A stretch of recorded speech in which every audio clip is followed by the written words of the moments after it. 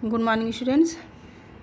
Students, आप लोग को पता है कि इस वक्त हम लोग सवैये का प्रश्न अभ्यास पढ़ रहे हैं।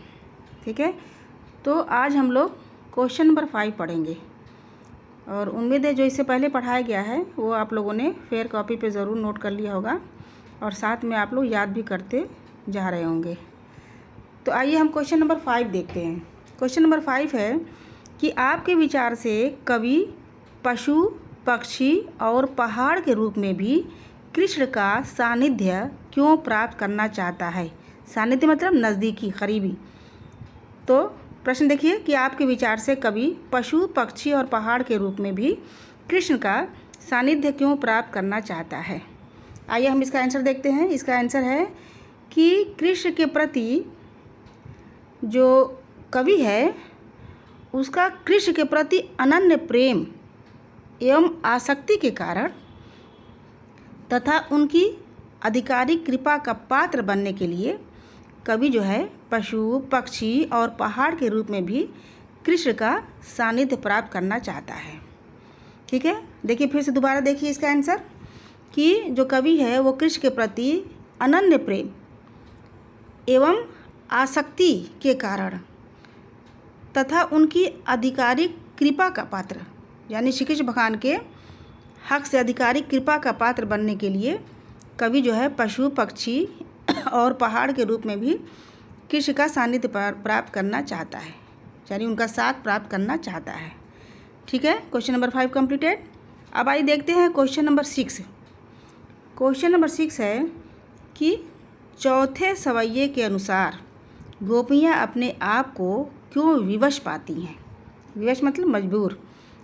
चौथे सवैये के अनुसार गोपियाँ अपने आप को क्यों विवश पाती हैं। तो आइए इसका हम आंसर देखते हैं कि चौथे सवैये के अनुसार गोपियाँ कृष्ण की वंशी का मधुर वादन, कृष्ण के वंशी का मधुर वादन, मीठा वादन, सुंदर, उनके द्वारा गाए जाने वाले गोधन के गीत और उनकी जो मादक मुस्कान है, जो खूबसूरत मुस्कान है, उससे उत्पन्न सहज आकर्षक के कारण गोपियाँ अपने को बिल्कुल विवश पाती हैं। ठीक है, फिर से इसका आंसर देखिए कि कृष्ण की वंशी का जो मधुर वादन है, उनके द्वारा गाए जाने वाले जो गोधन के गीत हैं और उनकी मादक मुस्कान से जो उत्पन्न आकर्षक है, उसके कारण गोपियाँ अपने को बिल्कुल विवश पाती हैं। ठीक है, अब देखिए क्वेश्चन नंबर 7। क्वेश्चन नंबर 7 है, दिया हुआ है कि भाव स्पष्ट कीजिए। आप जब भी वीडियो खोल के देखा करिए, पहले आप बुक खोल लिया करिए। बुक खोलेंगे तो आपको बहुत अच्छी तरह से क्वेश्चन भी आपको समझ में आएगा, आंसर भी समझ में आएगा। तो क्वेश्चन नंबर 7 दिया है कि भाव स्पष्ट कीजिए। भाव मतलब इसका अर्थ। अब देखिए 7वां क दिया है कि को न काहू की बात सुने सिगरो ब्रज वीर बिकाई गयो है। इसका कह रहा है कि भाव स्पष्ट कीजिए। तो इसका भाव है, देखते हैं आइए। प्रस्तुत पंक्ति का जो भाव है वह यह है कि श्री कृष्ण के सौंदर्य का, खूबसूरती का, सौंदर्य के समक्ष यानी उनके सामने संपूर्ण ब्रज ठगा सा रह गया है। यानी मतलब उनकी इतनी खूबसूरत, इतनी सुंदरता है कि वो बस देखता ही रह गया है। वहाँ के जो निवासी है किसी की भी बात को नहीं सुनते हैं। को न काहू की बात सुने, जो वहाँ के निवासी हैं वो कोई किसी की बात नहीं सुनते हैं। सिगरो ब्रज वीर बिकाई गए हैं, बिकाई गए यानी बिक गए हैं। तो कह रहे प्रस्तुत पंक्ति का भाव यह है कि श्री कृष्ण के सौंदर्य के समक्ष पूरा ब्रज ठगा सा रह गया है। वहाँ के निवासी किसी की भी बात नहीं सुनते हैं। ठीक है, ये हो गया क। अब देखिए ख दिया हुआ कि माई रे वा सुख की मुस्कानी समरी न जइहे न जइहे न जइहे। आइए इसका हम भाव देखते हैं।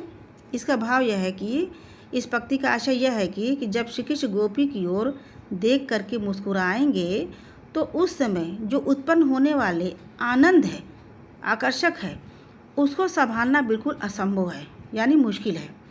तो यहाँ पे गोपियाँ कहती हैं कि माई रे वा सुख की मुस्कानी समरे न जइहे न जइहे, यानी कहती है इस पंक्ति का आशय यह है कि जब श्री कृष्ण भगवान गोपी की ओर देख करके मुस्कुराएंगे तो उस समय जो उत्पन्न होने वाले आनंद हैं उसको संभालना असंभव हो जाएगा, यानी बहुत मुश्किल हो जाएगा संभालना।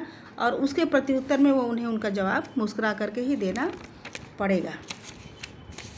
अब आइए क्वेश्चन नंबर 8 है।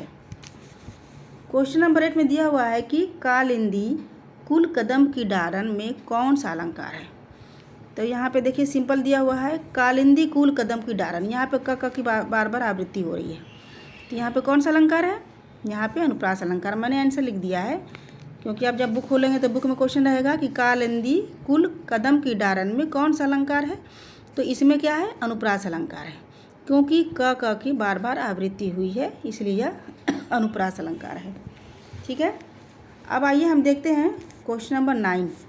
क्वेश्चन नंबर 9 में दिया काव्य सौंदर्य स्पष्ट कीजिए। स्टूडेंट्स एग्जाम्स में आपके बिल्कुल ऐसे ही कुछ पंक्तियाँ देंगी और उसमें लिखा रहेगा कि काव्य सौंदर्य स्पष्ट कीजिए।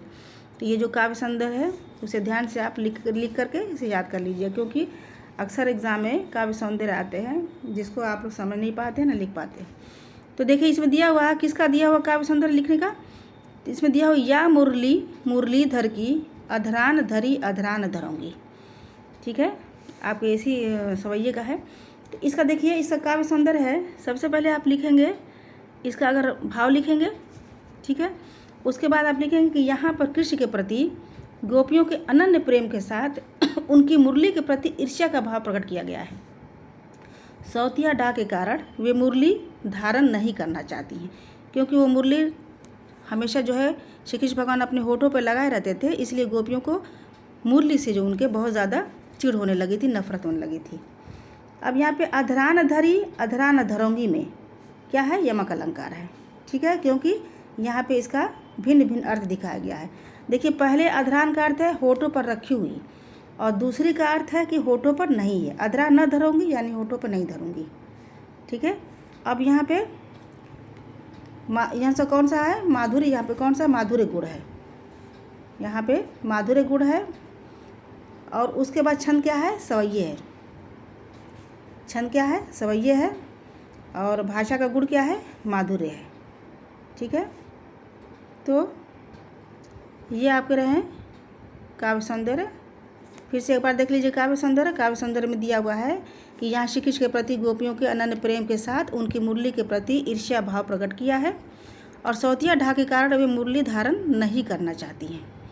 दूसरा है अधरान धरी अधरान धरोंगी में यमक अलंकार है, क्योंकि दोनों का अर्थ भिन्न भिन्न है।